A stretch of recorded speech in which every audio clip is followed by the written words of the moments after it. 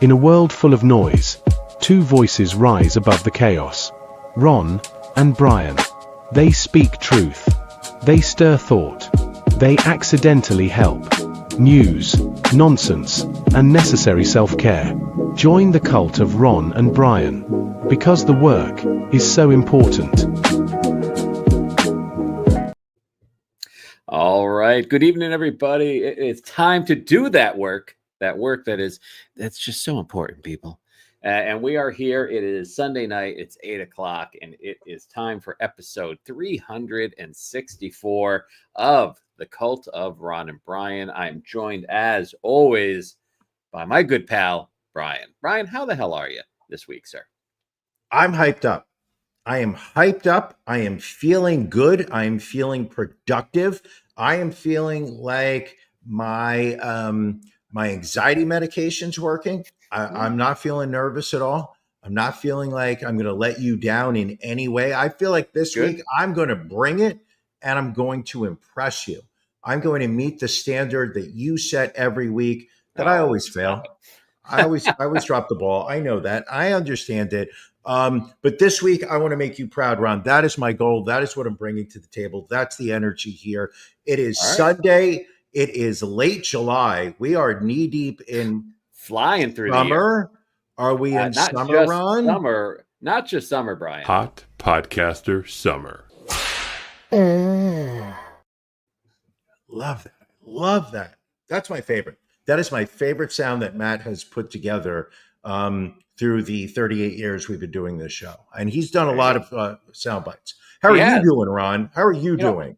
I am good. I am excited. We've got a great show in store for everybody tonight. We've got After Dark, our pajama party after this for our Patreon subscribers.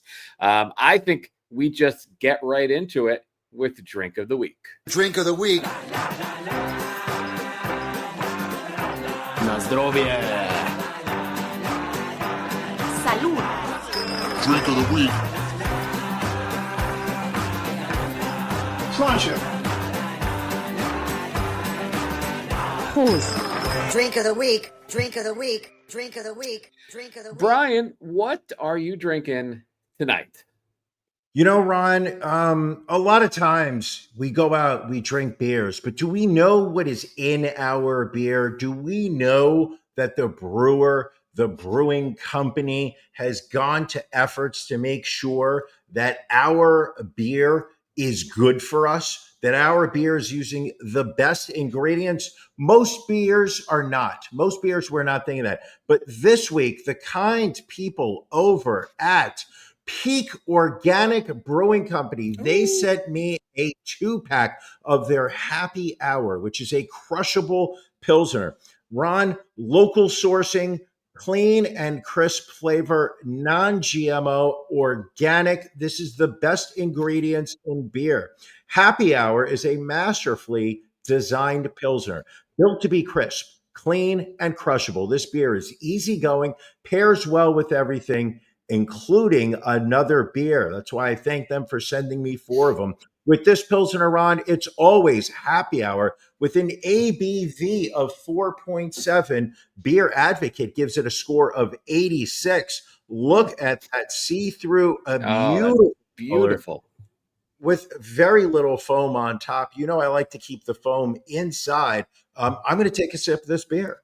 I mean, it seems like a perfectly crushable beer on a hot summer night like we have right here.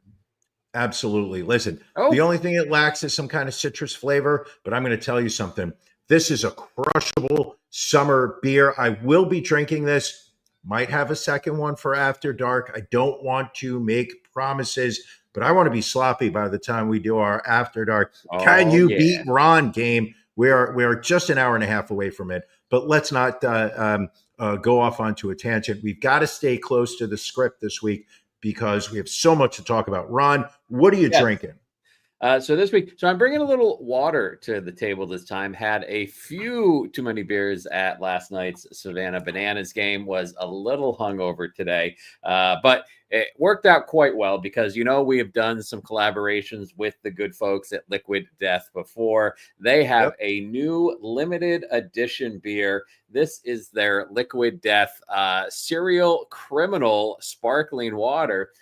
This is a partnership with Fruity Pebbles. So this water is supposed to be reminiscent of the Fruity Pebbles taste. It says this ruthless can of flavored sparkling water has a twisted plan to use natural agave and exploding bubbles to murder your thirst and recycle your soul. I mean, it's a sharp looking can, nice little red there. Yeah. So we're going to see how this is. I will say, I do love Liquid Death. Some of these flavored waters can be a little bit hit or miss at times. So let's see how this goes.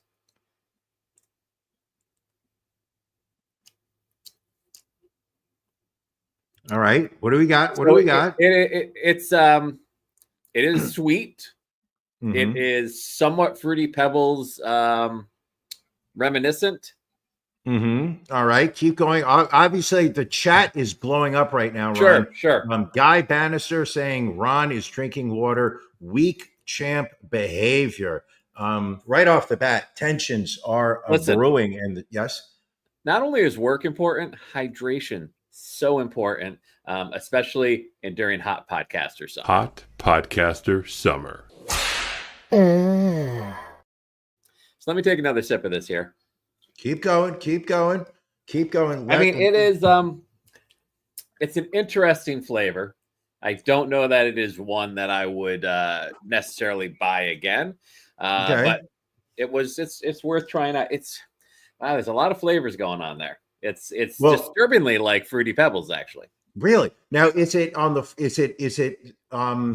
it really aggressively Fruity Pebbles, or is it a very subtle kind of? It's a flavor? subtle. You get the sweetness from the agave first, and then you get the Fruity Pebbles flavor after that. So Ron, your nickname in college was Fruity Pebbles, wasn't it? I thought we weren't going to talk about that, Brian. I thought we agreed. Yeah. Sorry. Well, not to cut you short, let's get to beef of the week.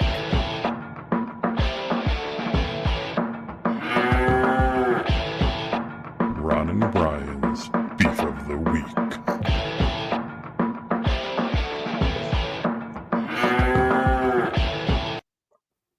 Brian, what's bothering you this week? My television. Oh, fucking shit the bed this morning. Absolutely shit the bed. And I have, I spent over an hour on the phone with the kind people over. Well, I say kind, I do not mean it. The kind people at Sony Tech Support. I mean, thank you for working on a Sunday, whatever the name of the gentleman it was that I spoke to, who was very good at reading out of a binder, a flow chart of suggested things to say to people.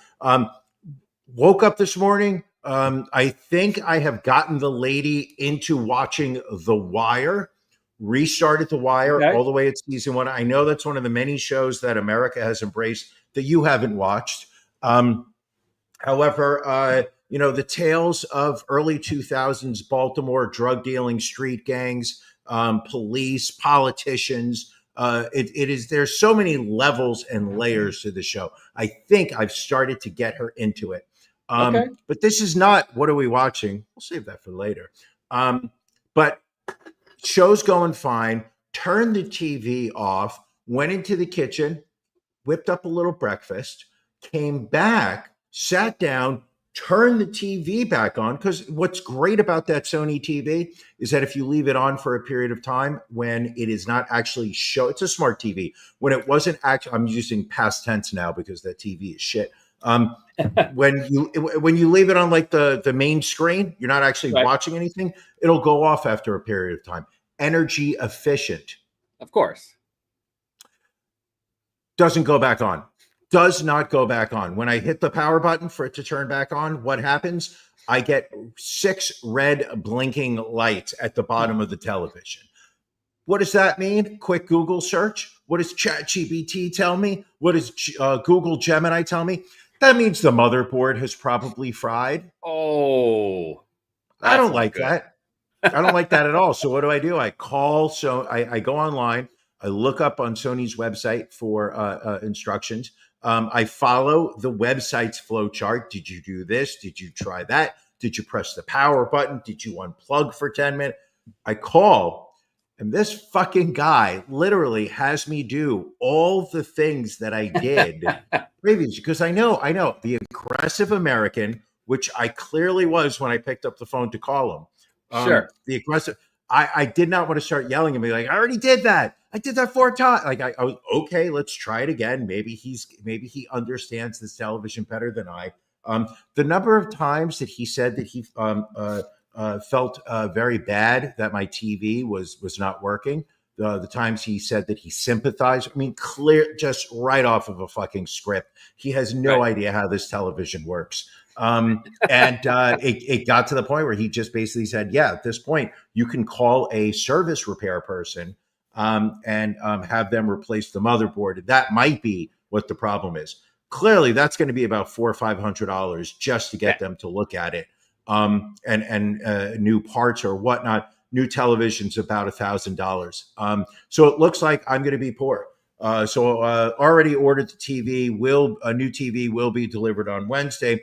So right now, the lady and I during dinner this evening, great, comfortable, sitting there in silence, just talking to each other, trying to come up with conversation. She was bored. Talking about your feelings. She was you could see she wanted no part of talking to me. Just like, that look you get on your face when I start going off onto a tangent. She had that look within seconds after we started. So now I have no television for the next couple days. Wish me luck. Beef of the week. Fuck my Sony television. Does your lady need like a little gadget that plays this? But this has gotta stop. So that when you're rambling, she can just kind of click that right in your face. If you were to send that to her, she literally would have that on her phone. Your mic seems to have cut off. My mic? Am I good now? Am I good? Can you hear me? Oh, good. May have to go out and go back in. How about coming back in? All right. Well, I will move forward with my beef of the week as Brian figures out the technical issues on his end. So my beef this week is with the weather this summer. I feel it's probably been the same for most people. This has been like the summer of rain. Like we will have a day where the weather looks like it's supposed to be beautiful. It's supposed to be sunny. And then 4 hours later, all of a sudden got, storms scheduled to just plow through the region. So I think there was 5 days in a row of sun forecast here, and now it's rained like 4 out of those 5 days. Brian, have you felt it's a rainier summer than normal? It was rainy. Can you hear me now? Can you hear me now? Might be my headphones may have disconnected. Can you hear me? Because I could somebody in the chat. Maybe is it possible that Ron is having technical problems? Can you hear me? We can hear you. It's got to be. I don't know why this cut off on me. This has got to stop. So Ron was complaining about the weather. Is that what I was hearing? Well, I was complaining about all of the rain that we have had this summer. It just seems like an excessive amount compared to last year. Ron, you entitled Northeast coastal elite, the parts of this world that are in deep droughts. People who are literally walking miles with buckets tied to pieces of wood so that they can somehow get to the nearest source of water so that they can provide food and beverage for their family. And here you are complaining that because of the over amount of rain in the Philadelphia area. This has gotta stop. You can't use your pool as often as you would like. Your personal pool in your back story.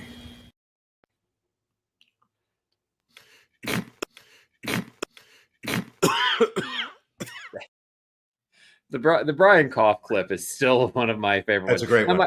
I wish the headphones are JBL. Now they're flashing blue, like they want to connect, but they're not going to connect. My balls are flashing blue. Mm-hmm. Oh, wait. What? Oh, We're can you connected. hear me now? I can hear you now. All right. I just want to make sure we're not getting any echoing because I was using my computer speakers. All right. Well, Brian, before we get we're going to do celebrity obituaries very early in the show because it was such a week of loss. But we do want to make sure we get to our stories of the week because those are the ones that we want to make sure don't get left on the Google Doc, that we do get to talk about them. So, Brian, what is your story of the week this week? My story of the week is a word of caution to people that are going outside of the house, particularly women, leaving the house not properly wiping their buttocks area while showering, or maybe while taking number twos, because the odor that you are creating near your butt cheeks might be offensive to some, but there are those out there who find that smell to be exactly the thing they're looking for. Ron, do you have a photo of Khalees Karen Crowder? CCC are his initials. He's got the greatest ears I've seen all week. Those are some Shrek ears he's got right there. Absolutely. He looks like he is unhappy in this photo, and you're going to say, why? And I'll tell you that Khalees, a notorious butt sniffing freak, as the New York Post calls him, was thrown behind bars again after he was allegedly caught putting his nose near the backside of an unsuspecting woman at a Nordstrom rack. Usually the women that shop at Nordstrom rack are quite high up there on the hygiene scale. But Khalees, he was arrested on Tuesday. Security cameras captured him crouching near a woman and sniffing her rear end in the women's section of the Burbank Empire Center department store. Police said the registered sex offender, that is Khalees, not the woman, was seen trailing an innocent shopper around the store before sticking his nose where it doesn't belong, a disturbing act he has already been arrested for multiple times. He's currently on active parole for a series of lewd offenses dating back to 2021, said police, who initially responded to the retail chain following the reports of a suspicious man lurking around the women's apparel section. The video saw him fixing his shoes multiple times while following this woman, eventually running up to her and putting his nose near her behind. We're not going to show the security photos of the act that he did because we do not want to give Mr. Christopher Saletti any ideas of things that he should be doing on the weekends. But be careful. Always be aware. Look at your six. See who's behind you. This is unacceptable behavior. And surprising at a Nordstrom rack like this. I believe this at like a Ross Dress for Less, maybe a TJ Maxx, but you expect a little bit more when Absolutely. you go to a Nordstrom rack. Maybe the buttocks smell better at a Nordstrom rack. You got a point there. You got a point there. True. All right. Well, excellent story, Brian. One of the better Ron. ones that you've brought to the table. My story this week, Brian, it's about an issue between a firefighter and a baseball team, which resulted in the baseball field being flooded, allegedly on purpose. The Tacoma Thunderbolts were taking batting practice back on July 17th when a fly ball flew over the fence and hit a personal vehicle of a firefighter working at the Silver Spring Fire Station nearby. A short time later, the team saw a fire engine leave the station, and just about when the Thunderbolts were going to start their game, water started flooding the field. Clearly was not rain because it was a beautifully sunny day out. So they ended up having to postpone and then eventually cancel the game. One of the players ran over to the fire station to try and get the water turned off, but was met with what some described as, quote, angry words. Player Max Eckert said, "I see some players rushing off the field because water is being shot onto our outfield.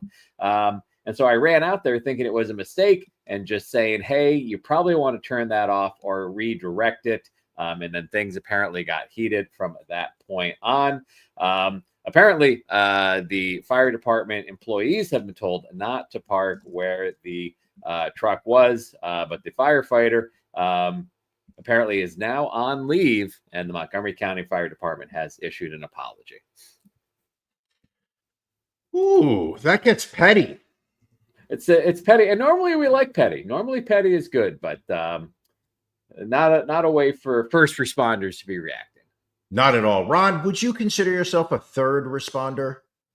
I'm probably like a fourth or fifth.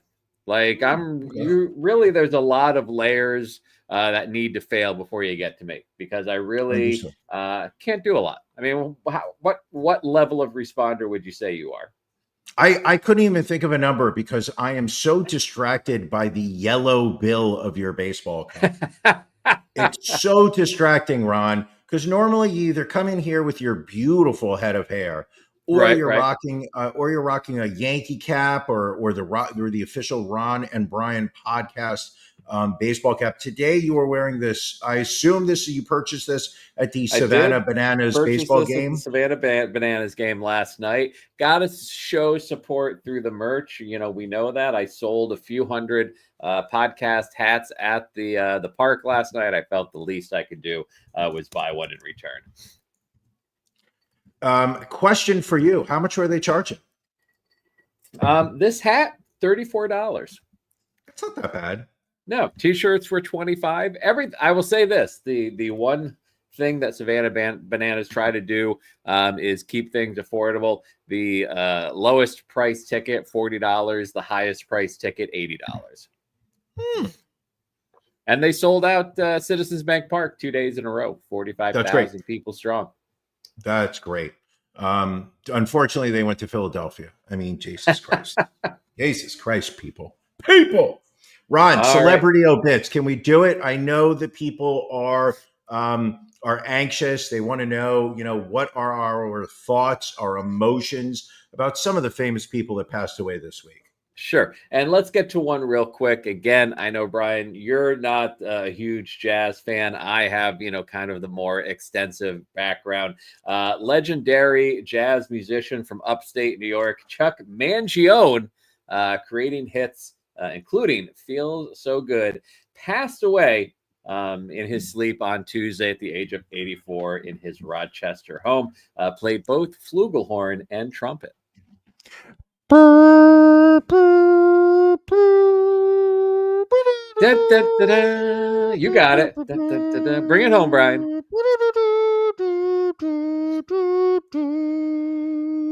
So he had earned 14 Grammy nominations, winning 2 over his career. And in 1980, he performed the song Give It All You Got at the closing ceremonies of the 1980 Winter Olympics in Lake Placid. Ron, you offend me by assuming that I am not so familiar with this man. I grew up in the late 70s. That song was everywhere. Oh my God, it was so overplayed. I knew that song before I even knew who he was, what his name. Everybody knew that horn song. Burr, burr, burr, burr. In fact, you may be hearing that song on August 16th. All right, there we go. Nice. Ironically, it was already added to the playlist prior to his death. Now it's cemented. Now it's a must.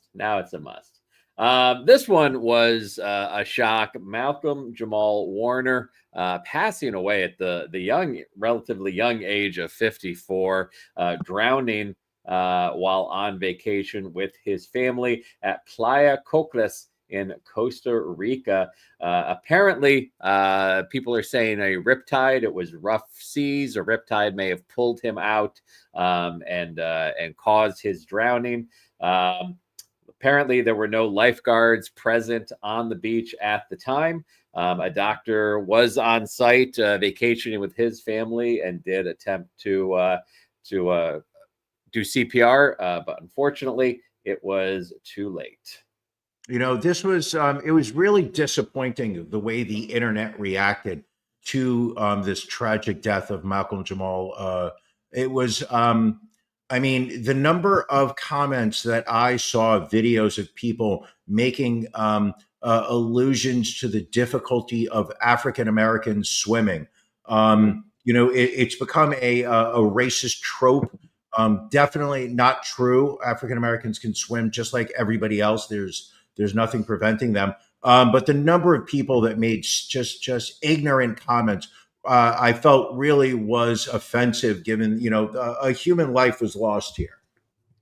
And yes, I agree. Unfortunately, that's the way the internet is. But we both grew up in the same time frame. I mean, Cosby Show, in hindsight, Bill, problematic, but it was in the 80s. I mean, that was must see TV. Sure. That was what, Thursday night lineup, must see TV. Sure. And I think we grew up with Malcolm Jamal Warner. He's our age, passing away at 54. Very, very sad. And didn't you say that, your neighbor, Bill Cosby, would invite you over to his house on Thursdays for not just Must See TV, but also Must See the Quaalude and the iced tea? And the two of you would sit there and hand out drinks to women that you had invited over. I believe I remember you telling me that was, you would start off at the Cosby Show. Then you would watch, was it 227? Was that the show that came right after it, or no? I thought Cheers came on after Cheers Cosby was Show. 9. I thought Cheers was 9 o'clock. Okay. I thought there was another show in between. You might be right with 227. Could be 227. I like that show. I remember I enjoyed that show growing up. But I remember you telling me that like by 10 o'clock when Must See TV was over, things got crazy, over at Cosby's house. And you were such a short walk, back to your house from his. Brian, you ignorant slut. Must See TV did not end at 10 o'clock. That's when I believe St. Elsewhere would come on. And if you weren't going to finish. That was not Must See TV. No? LA Law. Oh, there we go. TV. A Different World. That was right. Yes. Yes. A Different World. That's what I was thinking of. Okay. Very good. Thank you, William Esquire, for the save there. We almost had an embarrassing snafu. Ron, I feel like you're saving the true A-level celebrity deaths. Let's get to it because the people want to hear it. So next up, Terry Bollea, also known as the immortal Hulk Hogan, passing away on Thursday at the age of 71, passing away at home in Clearwater, Florida, due to apparently cardiac arrest. There had been a lot of reports regarding his health leading up to his passing. Many members of his camp were saying that he was fine. He was just a little under the weather. Bubba the Love Sponge, who, as we all know, let Hulk Hogan sleep with his then wife many, many years ago, reported that he had heard that Hulk Hogan had been in the hospital, was sent home because there was nothing they could do for his condition. People didn't know whether to believe it, but then just a few days later, we received word that the Hulkster had passed away.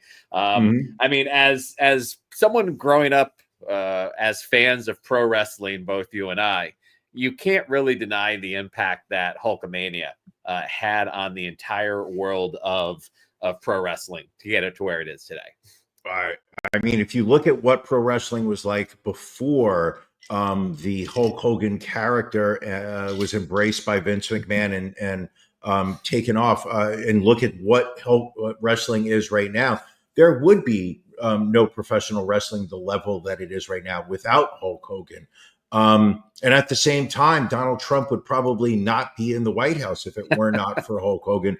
We all remember Hulk ruining his legacy, getting up there at the Republican National Convention, ripping off pre-cut T-shirts so that he could promote Hulk Hogan. I would say, what he did for the business, incredible. But what I also found very interesting over the last several years, I think, there had been enough dings on the reputation of Terry Bollea. The number of wrestlers that came out and were telling stories about difficulties working with him, where he would refuse to be on the receiving end of some of their marquee moves, where at the last minute, as they were about to go out, he would announce that he was not okay with the ending and he needed to win. He wasn't going to take a loss. The number of wrestlers that talked about how he would complain about being hurt by specific moves that clearly these guys were like, I'm a professional, I know exactly what I'm doing. I went out of my way to protect him so as not to hurt him. And he whined and complained for a year, saying that I'm the person that's responsible. Like, the number of negative stories about him as a person that have come out over, I'm going to say, the past 2 years, really, I think did just as much to diminish his legacy as his swing to the far right over the last few years. I would also argue that 10 years ago, when the recordings came out that showed him using the N-word very comfortably, I think that probably started, because he was released from his Legends contract with WWE at that point. He was removed from the Hall of Fame, ended up going back in with the NWO, which, again, I mean, as big as he was in the 80s, completely reinvented himself in the 90s and really helped bring about the Monday Night War, which, really drove two companies for a number of years. But yeah, very problematic behavior. Apparently did not like people that were not white. That became a trademark. And yeah, didn't put people over, utilized creative control. As much as he helped the business, there's probably as much damage he did to the business as well. But listen, he will always be a legend in the history of wrestling as it stands. Sure, of course. What is also interesting is, I think I read the statistic that out of all of the people that were in main events of the first, I think 10 or 11 WrestleManias, there's only 3 people still left alive, 3 wrestlers. Sure. Everybody else has passed away.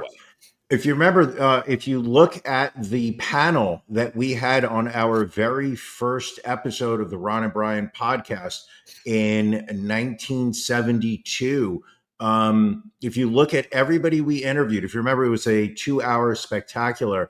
You and I are the only people still alive. That's true.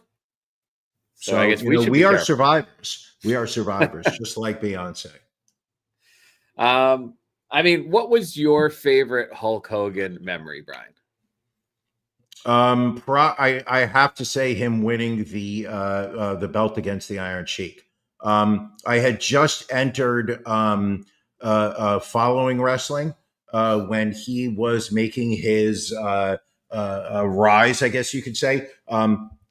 So when I started watching wrestling, it was on Channel 9 Saturday mornings. The Iron Sheik was the champion. I remember him stomping his boot on the ground somehow that was supposed to have moved, loaded up the curved toe. And then suddenly all he had to do was kick somebody and that they were down for a 3 count. And I remember, it was the early 80s, I guess you could call it, maybe mid 80s probably. 80s, I was still I was still upset. America was still upset over Iran and the hostage taking and keeping that they had done, rendering America somewhat feckless, really damaged our reputation. So the idea that an Iranian was on my television talking about how Iran was number 1 in America, and then Hulk Hogan comes out, waving the American flag, pointing in many directions. That was as I feel like that's as good as it gets. Say your prayers, eat your vitamins, drink your stool.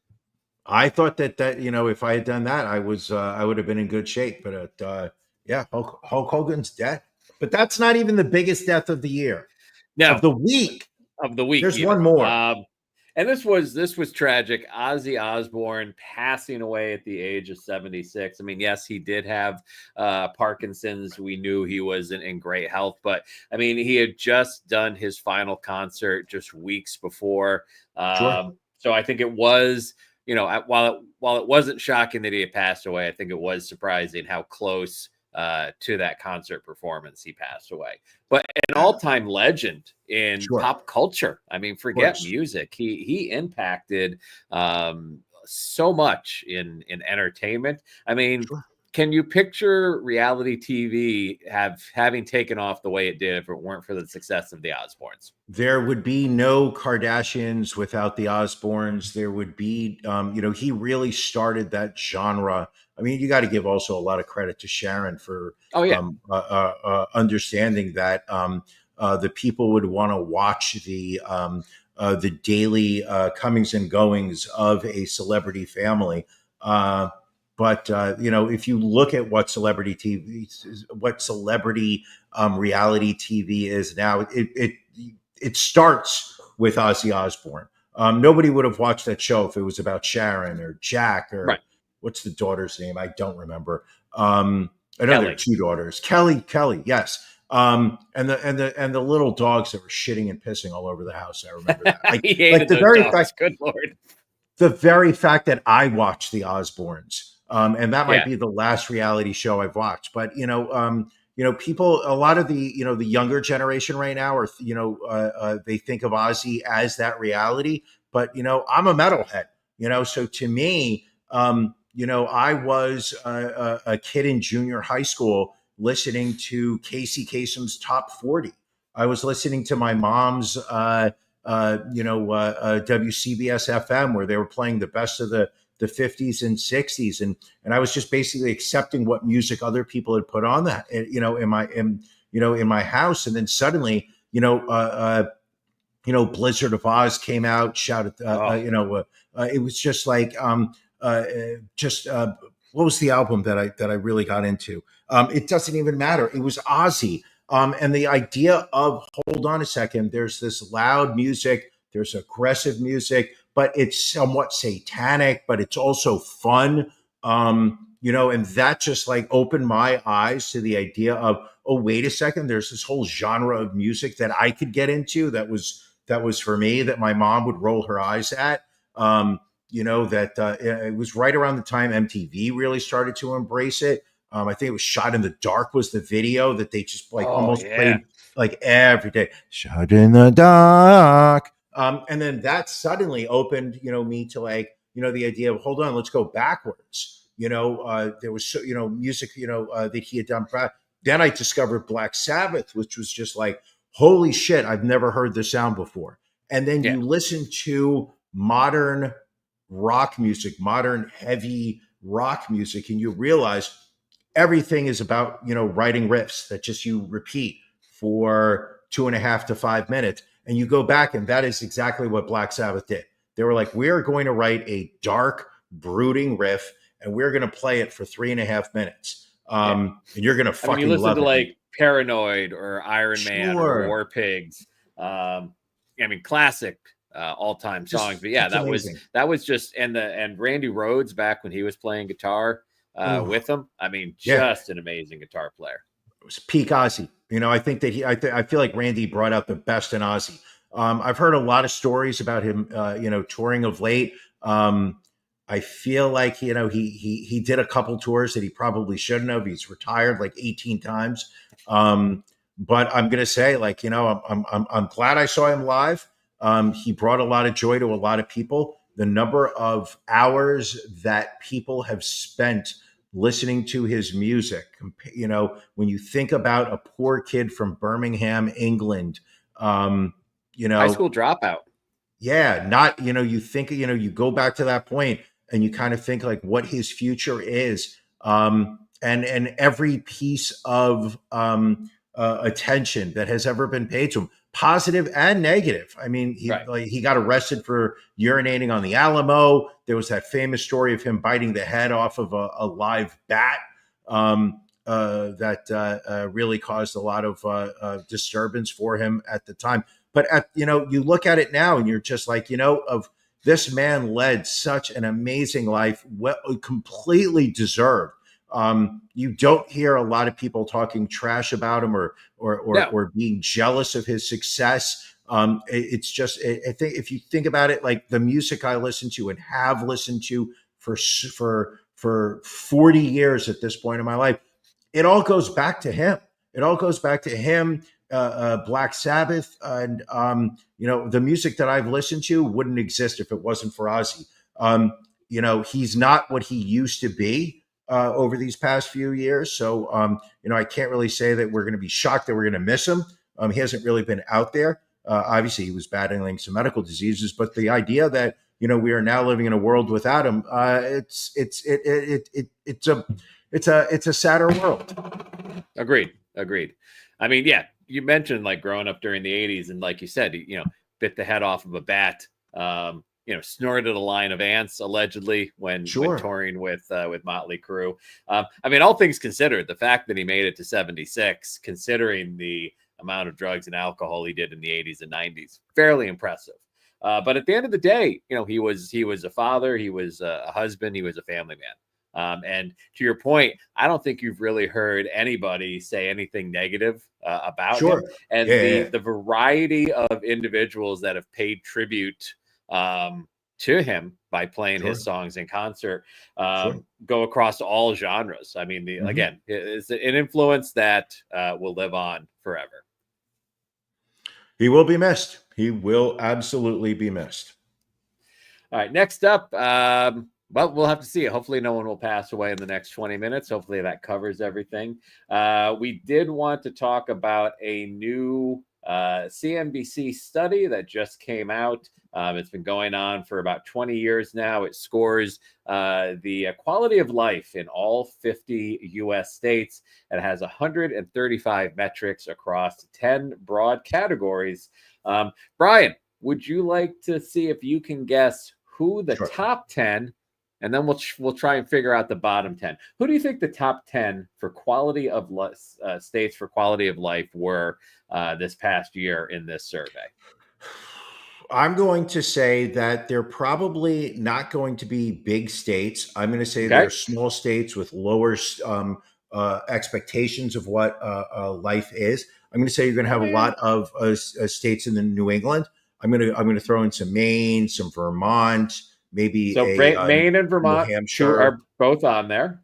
Then I'm going to go to Pacific. No, not on there. Nope. I'll go Pacific Northwest. I'm even going to throw in like an Oregon. I'm going to say people out there are probably pretty happy. You're on a roll back where you were. So you got the first two. You got Vermont, you got Maine. I'm surprised you did not pick your new home state of New Jersey, because they did make the top 10, Brian. No shit. But then we had Minnesota. Hold on a second. Hold on. Obviously, hold on. Let's be honest. I moved to this state. Give credit where credit is due. Yes. I moved to this state just about 2 years ago. So it is understandable that they got the Brian bump in terms of happiness that, prior to, me making the move across the Hudson. I understand people in New Jersey were sad and felt less than. I moved over here. I understand that now they're very excited, much happier. They feel embraced. They feel embraced by excellence. Following New Jersey, we've got Minnesota, Connecticut, Hawaii, North Dakota, Virginia, Nebraska, and rounding out the top 10, Massachusetts.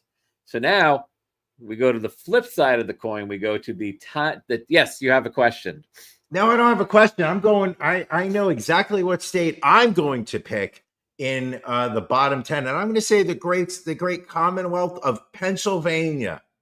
You are incorrect. Well, let me ask you a question first, Brian. Let me ask you a question. Yeah. Out of the 10 states at the bottom, how many of those 10 states do you think were blue states? None. Very good. So let's see if you can guess what the 10 states at the bottom of the ranking were. Pennsylvania, not one of them.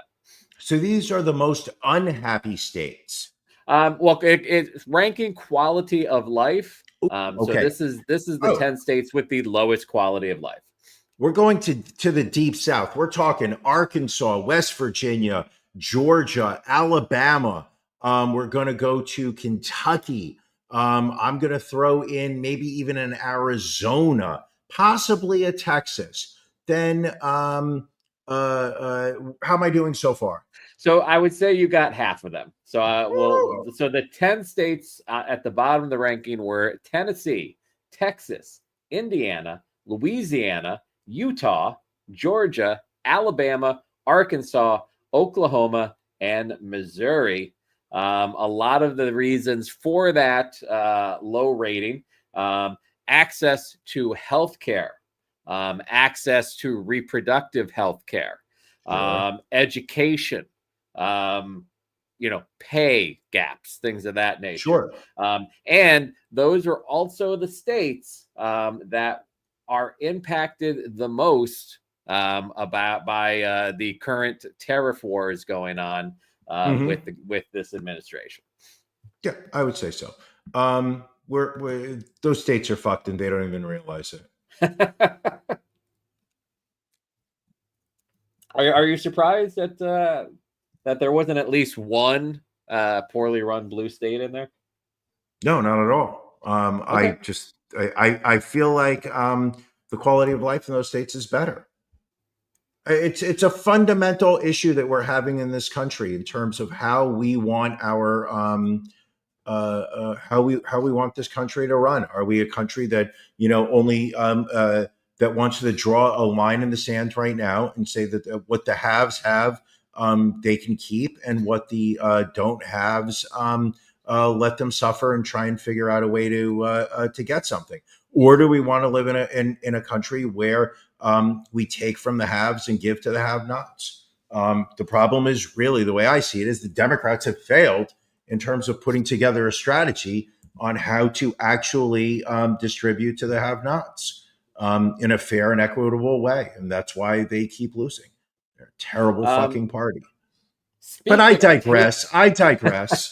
Speaking of taking from the haves, Brian, you love this story. It is about an Australian train passenger that apparently found some money and potentially was looking at jail time. What happened there? Well, last week, I believe it was last week, did a story about a young woman who was being paid an incorrect dollar amount and was facing some, I think she was overpaid by about $450,000. Nobody realized it. Anywho, and I was arguing that it is an outrage that she is facing charges. Lo and behold, less than 7 days later, I find another story where I feel the system is literally going after people for being have-nots. An Australian train passenger grabbed a bag that contained the equivalent of $26,000 in cash during his commute home from work. He knew it wasn't his bag, but he grabbed it anyway because he said that it didn't look like it became anyone. So he was arguing finders keepers, though I'm sure there was a legal name for it. He gambled most of that $26,000 away. Unfortunately, the authorities went looking for him. And unfortunately, they wanted to return. The story specifically is that it was a bag left behind on a train, south of Sydney. This guy finds the bag that has been left there. Instead of returning it to the lost and found or reporting to a train conductor, the 70-year-old passenger swiped the money with the bag and basically stepped off the train, went out there. He was found guilty. And God bless this man. Police were able to recover a majority of the cash, 20. But however, he did admit that he gambled most of the money in 24 hours. I feel like just on those merits, the man should be patted on the back. Somebody should buy him a beer and say, "Good job, buddy." Can you imagine losing about 15 grand in cash in one day? I wouldn't even know where to go with it. I guess I would go to Atlantic City if I was looking to. But listen, we know you don't gamble it away. You put it in the stock market. That's where you put the money.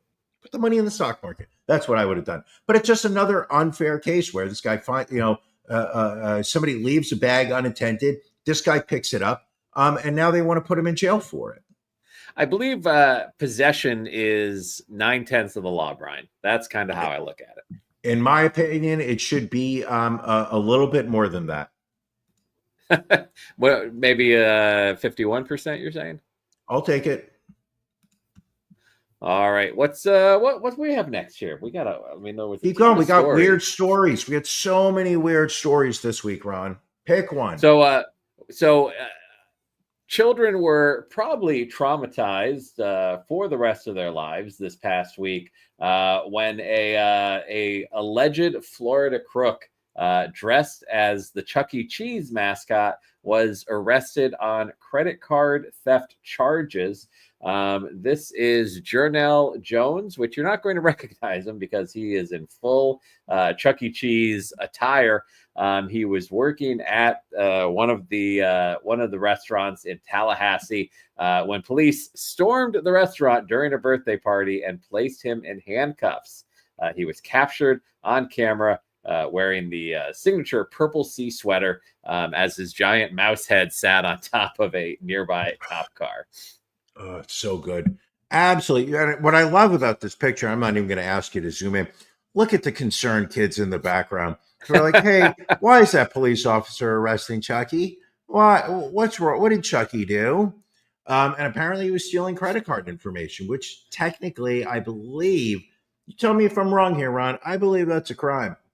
That is a crime. It was actually his second time in 6 months being arrested for credit card fraud. This time around, he was charged with credit card theft, criminal use of personal identification info, and fraudulent use of a credit card. He was booked and released Thursday morning on $1,000 bond. Now, do you get fired for that? You lose your job, I'm assuming. It's interesting because I think it depends on, did he steal from his restaurant? Because if not, you're HR. Can you fire somebody who is an alleged criminal when they haven't been convicted yet? We've argued this. Yes, you can. You can fire this person, and I don't agree with it. The number of times we've had people that were arrested, or even the people that had some type of bad public relations disaster. How many people were have been fired over saying racist things to the media? If you can be fired for that legally, you can definitely be fired for being arrested for stealing credit card information from customers. Especially, again, if you are working for Chuck E. Cheese and then dressed as Chuck E. Cheese when you get arrested, I think that probably is the end of your employment. I'm just going to say this. If you're in today's America, if you're willing to dress as Chuck E. Cheese and work there, dealing with the kids and birthday party, I think you should be allowed at least 3 credit card numbers every month. And it's Florida, so you're probably making $7.25 an hour. Yeah, you're not making a living wage there. So I just feel like it's a way to even the odds in the grand scheme of things. You should be allowed to steal there. All right, everybody should get one or two credit cards. Yeah. We're gonna go down to Florida for our next story, where 4 adults allegedly held 9 children captive inside their home, locked them in makeshift cages, forced their adopted youngsters to do chores, and sprayed them with vinegar as a twisted punishment. Officials uncovered the brutal treatment of the children inside a mobile home in Fort White, Florida on July 3rd. 5 of the children are biological to the family, while 4 of them were adopted in a private process in Arizona. They range in age from 7 to 16. That means you've got 13 people living in a mobile home in Florida. Sounds about right. Here is everyone that was arrested: Brian Griffith, 47, Jill Griffith, 41, Dallin Griffith, age 21, and Liberty Ann Griffith, age 19, were arrested and charged with aggravated child abuse. Absolutely fucking awful. Just awful. So listen to this, Brian. Police were first notified of what was going on inside the house when a church official reported one of the children was armed with a functioning electric stun gun at a church camp in Branford, Florida. So you're locking these kids up in cages, but you're also sending them to camp. So that is Florida logic right there. Yeah. So they lived in a 3-bedroom, 2-bath residence. 13 people, Ugh. 4 adults, 9 kids. Just terrible. Absolutely terrible. Fucking Florida. I swear to God, that state is just a disaster. Well, there's a state worse than that in our next story, where we're going to go to Alabama this time, where at least 10 kids, some as young as 2 years old, were sexually tortured with shock collars while held captive as part of a sex trafficking ring. So far, 7 suspects have been arrested as part of the roundup of the ring, including 3 family members and 2 mothers whose children were also trapped and abused in the basement. So here are mugshots of the 7 that were arrested: Rebecca Brewer, Sarah Louise Terrell, Ricky Terrell, Dalton Terrell, William Chase McElroy, Andres Velasquez Trejo, and Timothy St. John. All face a laundry list of charges ranging from sodomy and rape to sexual torture and human trafficking. I mean, I read this story when it came out, and I just could not help think that we live in a country where we are so obsessed with the Hollywood elite pedophile community. We are so obsessed, and when I say we, I mean the far right, so obsessed with the Jeffrey Epstein list, so obsessed with just being able to accuse everybody that you don't like of being a pedophile. Meanwhile, this shit is going on in their backyards. Yeah. There are just awful people treating children terribly, and this is going to just get scoffed away as, "Ooh, that was a terrible family. Let's just move on." And like P. Diddy and let's look at Hollywood. But it's just like, this shit is happening in the South by white people, and somehow this is not in any way going to change the narrative of the political landscape that we live in. These kids were fucking tortured. They were tortured and raped by these people. And you've got so much propaganda that is, let's not pay attention to these people, but let's focus on Hollywood. And or let's focus on immigrants and migrants. Those are the dangerous ones. Like the guy in the orange on the top, like third from the left, his job, that's Velasquez Trejo. His job was to drug the young victims between the ages of 2 and 15 years old by putting a white powder in their drinks before bringing in clients who would pay up to $1,000 to have sex with the children. Jesus so not only do these 7 need to go down, whoever was paying money to have sex with children needs to go down as well. Absolutely. Why aren't we looking at a list of their clients? Right. Why are we going after Epstein? Why are we so obsessed with Epstein? This is a case that is going on right now. Why aren't we going after it? It's just disgusting. Absolutely fucking angering. Now, Brian, I'd like to say we could avoid, New York, but there is, we're going to White Plains, where a New York City police officer is accused of stealing tens of thousands of dollars to pay for a number of things, including a popular workout program. This is 27-year-old Yeson Rodriguez Acosta of Manhattan. He was arrested Wednesday for allegedly stealing over $87,000 from client accounts while working for Wells Fargo. Acosta allegedly used banking information from 14 customer accounts to steal the money to pay off credit card and insurance bills, make car payments on a BMW, pay for a trip to Aruba, dinners at restaurants, and other things between March and September 2024. It is alleged that he used some of the funds to also pay for a subscription to the Booty by Jack's glute building program as well. Listen, as somebody who has, I also spent $3,000 earlier this month for the Booty by Jack's program. It is not just, it is a wellness program, a lifestyle change. yes, you are going to get workouts designed to accentuate the growth of your gluteus maximus. You're going to have, just the butt that you deserve. Your best self deserves your best butt.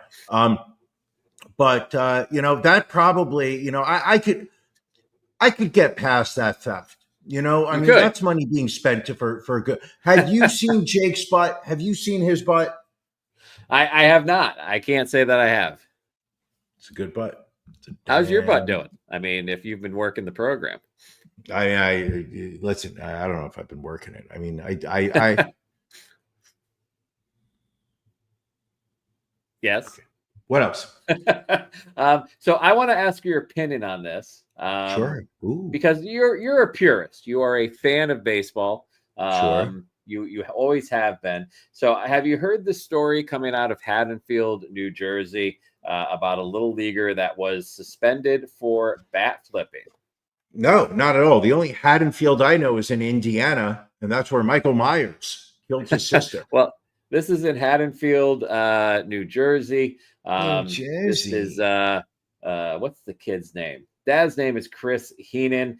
His son Rocco Heenan. So you know he's in New Jersey when you've got a kid named Rocco. Sure. Wasn't his little brother named Bobby?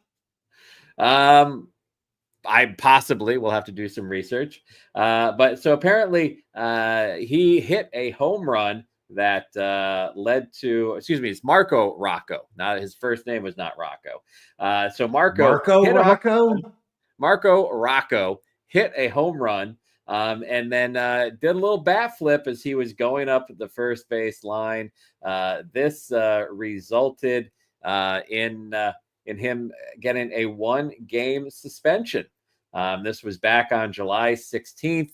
Haddonfield was playing Harrison, and he tossed his bat in the air to celebrate hitting a home run, which made the game an 8-0 blowout, prompted the umpire to eject him from the game. Apparently, the ejection also earned him this 1-game suspension and barred him from competing in the New Jersey Little League State Tournament Final, which is coming up this Thursday.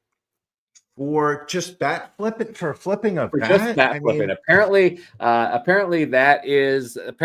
they consider that to fall under the no horseplay rule. Listen, if there's anybody that's going to get into horseplay, it's Junkyard over here. But more importantly, yeah, I mean, if there are rules that say you can't do this, I get it. I know that, if you look at some of the popular sports right now, football, basketball, I mean, there is absolutely a culture of gloating over your accomplishments, the slam dunks, the touchdown dances, whatnot. It is absolutely sports in America have absolutely become when you've done something well, you've earned the right to show off. Baseball has still really not embraced it. I get it. At a little league state, they do want some level of sportsmanship. It seems a rather severe punishment.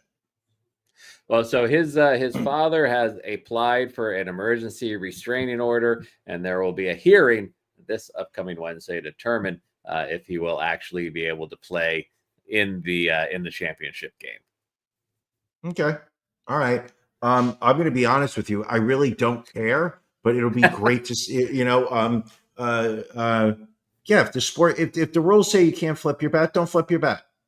I think what the argument is it doesn't specifically speak to bat flipping. It falls under this very random no horseplay rule. Interesting.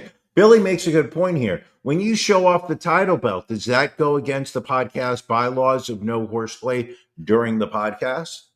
No, because I have updated those bylaws, so I'm in good shape. I don't like the fact that you unilaterally make rules for the show. I know you are 51% owner. I get it. It does not. I do feel you have abused it over these past 18 months. You know what I would then recommend you do is bet better. How would I bet better? You picked the winner last year. But you failed to pick a winner 2 years ago. And now you are where you are. Let's get to one final disturbing story in Fort Worth, Texas, where a man raised suspicions at a furniture store when he requested 4 triple bunk beds that could accommodate 36 children. This is Emery Lee. Hold on, let me see if Emery D. Garner.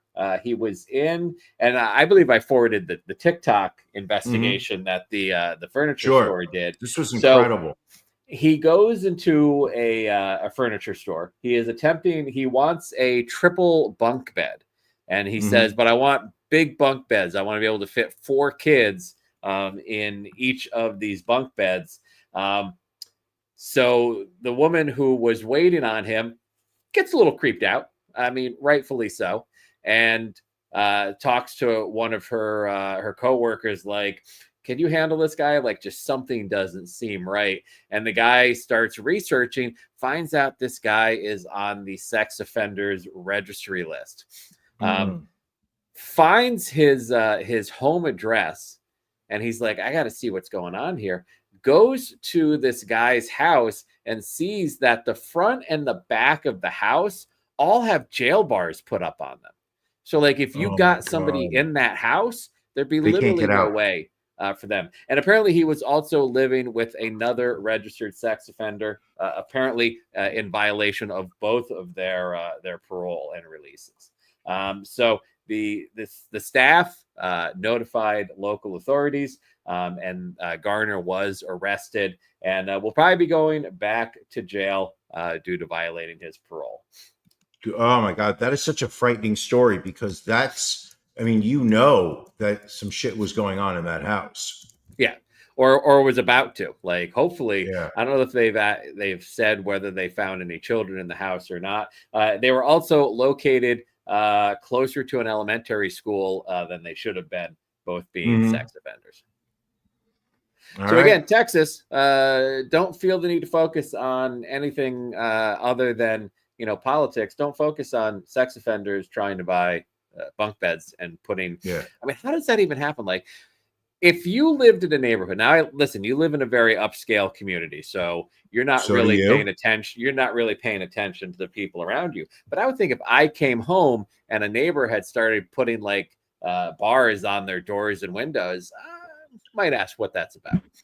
Ron, you used to tell me how you would see truck deliveries of thousands of Quaalude pills. It would say, Quaalude on the side of an 18-wheeler driving through your neighborhood, backing up into Bill Cosby's house. You said you did nothing about it. You said that you did nothing when you would see underdressed women walking through the streets of Elkins Park. All of those Quaalude tractor trailers that we've seen on the highways and turnpikes. Of course. But you've also told me about the times where women would knock on your door saying, confused in the morning, saying, "Where am I? How did I get here? I woke up on your lawn.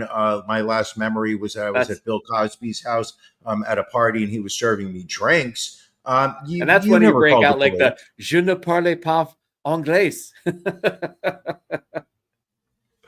You bastard. Yeah, that's right. Jojo makes a very good point here that Elkins Park is currently frog free. Plenty of frogs in Elkins Park. Apparently just not in your this backyard. Yard? No, not if I look out this window. Am I going to see any frogs? Hell no. I'm going to see a beautiful in-ground swimming pool, not a frog to be seen. Guilt. You have no guilt, do you? I try not to. Well, this has been a great episode, but as great as this episode is, I am excited for After Dark for our Patreon folks. It's the last Sunday of the month. So that means it's our pajama party. We let our Patreon subscribers come on. We're going to have our monthly Can You Beat trivia contest. This time I'm up. It's Can You Beat Ron? We're going to find out. Brian has, I'm sure, meticulously crafted a bunch of trivia questions. So if you are not a Patreon subscriber, why the hell not? Go to cultofronandbrian.com, click in the upper right-hand corner to join our Patreon. Join it at the $10 level or higher. You get access to live After Dark. It's 9:30 every Sunday night. Usually it's a half hour. Tonight it's an hour. Tonight we have our Patreon subscribers on. And you also get some great swag. from being a Patreon member. Speaking of great swag, Brian, I know we're not tipping our hand too soon, but we have a tremendous release coming up in the upcoming weeks. And if there is one thing we both know is tremendous releases. So we are going to have something special for everybody out there in the coming weeks. So keep your eyes open. Keep your head on the swivel. I mean, listen, we are, one of the things people have always said about us is that we have a very strong merch game.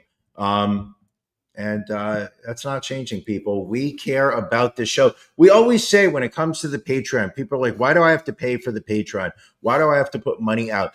The money we get from Patreon goes back into the show. We're not making a profit off the show. We're not making money. We're not paying our bills. We both have full-time jobs. The whole point of the Patreon is so that money starts coming in. We can start investing in the show. Where do you think we got funds for that championship belt? Where do you think we got funds for these blue squiggly lines that you're seeing right now on the screen? All the money goes to infrastructure, folks. All of it goes to infrastructure. And it also goes to making donations to your favorite charities when you win a Can You Beat Braun or Can You Beat Brian. I mean, I've lost several months in a row. It's not fun, but we're going to have a fair game today. Literally, you got 20 minutes, people. If you are watching this live and you are not a member of our Patreon, you're missing out. Get your act together.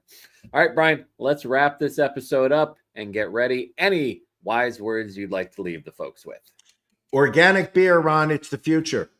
All right. Thanks for joining us, folks. We will catch you next week. Thank you for joining us for the latest episode of The Cult of Ron and Brian. A non-tax deductible contribution can be made by subscribing to our Patreon. Visit cultofronandbrian.com and click on Become a Patron. We'll see you again next week.